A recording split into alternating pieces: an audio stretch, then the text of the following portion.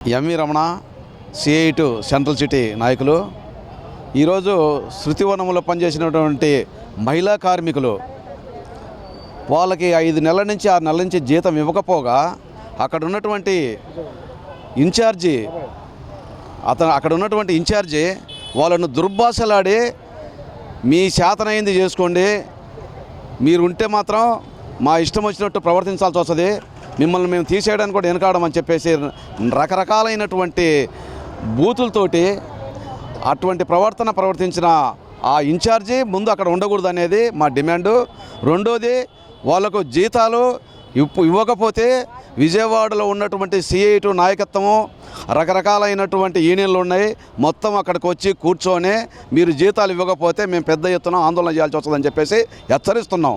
అదే కాదు, ఇవాళ ముందున్న మా నాయకులు మాట్లాడారు, ఇది గవర్నమెంట్ నడపాల్సినటువంటి వనం, ఇది ప్రైవేట్ వాళ్ళకి ఇచ్చి రకరకాలైనటువంటి అక్కడ కార్యక్రమాలు చేస్తూ ఉన్నారు, అది సరైనది కాదు.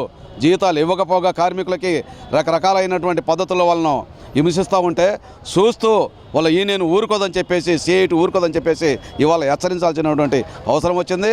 వెంటనే ఆ సమస్య పరిష్కారం కాకపోతే మొత్తం యూనియన్లందరినీ కలుపుకొని సంఘాలందరినీ కలుపుకొని మేము అక్కడ పెద్ద ఎత్తున ఆందోళన చేయాల్సి వస్తుందని చెప్పేసి మాటిస్తున్నాం.